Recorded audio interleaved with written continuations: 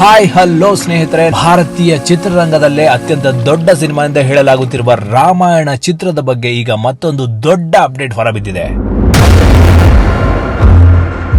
ಅದೇನಪ್ಪಾ ಅಂದ್ರೆ, ಈ ಚಿತ್ರದಲ್ಲಿ ಯಶ್ ಕೇವಲ ಕ್ರೂರ ಖಳನಾಯಕನಾಗಿ ಕಾಣಿಸಿಕೊಳ್ತಾ ಇಲ್ಲ. ನಿರ್ದೇಶಕ ನಿತೇಶ್ ತಿವಾರಿ ಮತ್ತು ಯಶ್ ತಂಡ ರಾವಣನ ಒಂದು ವಿಭಿನ್ನ ದೃಷ್ಟಿಕೋನದಲ್ಲಿ ತೋರಿಸಲು ನಿರ್ಧರಿಸಿದೆ.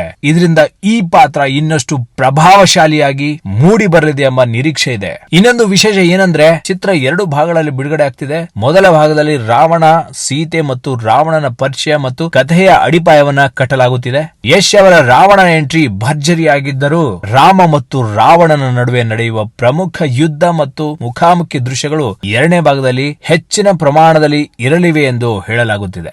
ರಾಮಾಯಣ ಪಾರ್ಟ್ 1 ವಿಶ್ವದಾದ್ಯಂತ ದೀಪಾವಳಿ 26ರಂದು ಐಮ್ಯಾಕ್ಸ್ ಮತ್ತು 3D ಫಾರ್ಮ್ಯಾಟ್ ನಲ್ಲಿ ಬಿಡುಗಡೆ ಆಗ್ತಿದೆ. ಅದರ ನಂತರ ರಾಮಾಯಣ ಪಾರ್ಟ್ 2 ದೀಪಾವಳಿ 2027ರಂದು ಬಿಡುಗಡೆ ಆಗ್ತಿದೆ.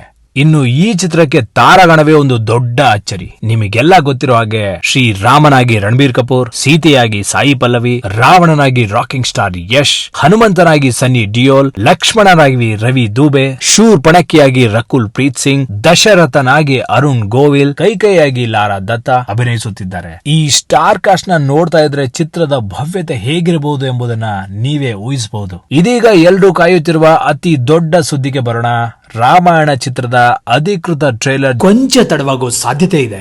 ದೆಹಲಿಯ ಕಾರ್ಯಕ್ರಮದ ನಂತರ ಈಗ ಚಿತ್ರತಂಡ ವಿಶ್ವದ ಅತ್ಯಂತ ದೊಡ್ಡ ಪಾಪ್ ಕಲ್ಚರ್ ವೇದಿಕೆಗಳಲ್ಲಿ ಒಂದಾದ ಸ್ಯಾನ್ ಡಿಯಾಗೋ ಕಾಮಿಕ್ ಕಾನ್ 2026 ನಲ್ಲಿ ಏನ್ ಮಾಡ್ಬೇಕನ್ಕೊಂಡಿತ್ತು ಇದ್ದಕ್ಕಿದ್ದಾಗೆ ಪೋಸ್ಟ್ಪೋನ್ ಮಾಡಲಾಗಿದೆ. ಭಾರತೀಯ ಸಿನಿಮಾಗೆ ಇದು ಅತ್ಯಂತ ದೊಡ್ಡ ಹೆಮ್ಮೆಯ ಕ್ಷಣವಾಗಿದ್ದು, ವಿಶ್ವದಾದ್ಯಂತ ಕೋಟ್ಯಾಂತರ ಸಿನಿಪ್ರಿಯರು ಈ ಟ್ರೇಲರ್ಗಾಗಿ ಕಾದು ನಿರಾಶರಾಗಿದ್ದಾರೆ. ಇನ್ನೊಂದು ದೊಡ್ಡ ಅಪ್ಡೇಟ್ ಏನಂದ್ರೆ, ಭಾರತದ ಹೊರಗಿನ ಎಲ್ಲಾ ಅಂತಾರಾಷ್ಟ್ರೀಯ ವಿತರಣಾ ಹಕ್ಕುಗಳನ್ನ ಹಾಲಿವುಡ್ ನ ಖ್ಯಾತ ಸೋನಿ ಪಿಕ್ಚರ್ಸ್ ಪಡೆದುಕೊಂಡಿದೆ. ಭಾರತದಲ್ಲಿ ಮಾತ್ರ ಧರ್ಮ ಪ್ರೊಡಕ್ಷನ್ ಚಿತ್ರದ ವಿತರಣೆಯನ್ನ ನಿರ್ವಹಿಸ್ತಾ ಇದೆ. ಇದರಿಂದ ಈ ಸಿನಿಮಾ ನಿಜವಾದ ಗ್ಲೋಬಲ್ ರಿಲೀಸ್ ಪಡೆಯುತ್ತಿದೆ. ಇನ್ನು ಸಂಗೀತದ ವಿಷಯದಲ್ಲೂ ಚಿತ್ರ ಹೊಸ ಇತಿಹಾಸ ಬರೆಯುವ ನಿರೀಕ್ಷೆ ಇದೆ.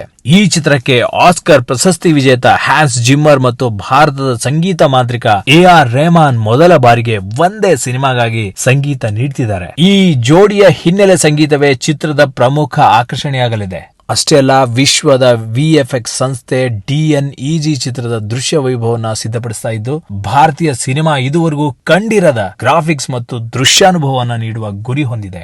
ಒಟ್ಟಿನಲ್ಲಿ ರಾಮಾಯಣ ಸಿನಿಮಾ ಈಗಾಗಲೇ ಭಾರತೀಯ ಚಿತ್ರರಂಗದ ಅತ್ಯಂತ ದೊಡ್ಡ ಸಿನಿಮೀಯ ಈವೆಂಟ್ ಆಗಿ ರೂಪುಗೊಳ್ಳುತ್ತಿದ್ದು, ರಣಬೀರ್ ಕಪೂರ್ ಅವರ ರಾಮನ ಪಾತ್ರ ಹೇಗೆ ಮೂಡ್ ಬಂದಿದೆ, ಹ್ಯಾನ್ಸ್ ಜಿಮ್ಮರ್ ಮತ್ತು AR ರೆಹಮಾನ್ ಅವರ ಸಂಗೀತ ಯಾವ ಮಟ್ಟದ ಮ್ಯಾಜಿಕ್ ಮಾಡಲಿದೆ, ಈ ಎಲ್ಲ ಪ್ರಶ್ನೆಗಳಿಗೆ ಉತ್ತರ ಟ್ರೇಲರ್ ಬಿಡುಗಡೆ ಆದ್ಮೇಲೆ ಗೊತ್ತಾಗೋದು. ಹಾಗಾದ್ರೆ ಸ್ನೇಹಿತರೆ, ಈ ಬೃಹತ್ ರಾಮಾಯಣ ಸಿನಿಮಾದ ಬಗ್ಗೆ ನಿಮ್ಮ ಅಭಿಪ್ರಾಯವೇನು? ಯಶ್ ಅವರ ರಾವಣ ಪಾತ್ರದ ಬಗ್ಗೆ ನಿಮ್ಮ ನಿರೀಕ್ಷೆ ಏನು? ಕಾಮೆಂಟ್ ನಲ್ಲಿ ತಿಳಿಸಿ. ವಿಡಿಯೋ ಇಷ್ಟವಾದರೆ ಲೈಕ್ ಮಾಡಿ, ನಿಮ್ಮ ಸ್ನೇಹಿತರೊಂದಿಗೆ ಶೇರ್ ಮಾಡಿ. ಇಂತಹ ಸಿನಿ ಅಪ್ಡೇಟ್ ಗಳಿಗಾಗಿ ನಮ್ಮ ಚಾನೆಲ್ ನ ಸಬ್ಸ್ಕ್ರೈಬ್ ಮಾಡಿ ಮತ್ತು ಬೆಲ್ ಐಕಾನ್ ಒತ್ತೋದನ್ನ ಮರಿಬೇಡಿ. ಧನ್ಯವಾದಗಳು. Have a good day. Take care. Bye.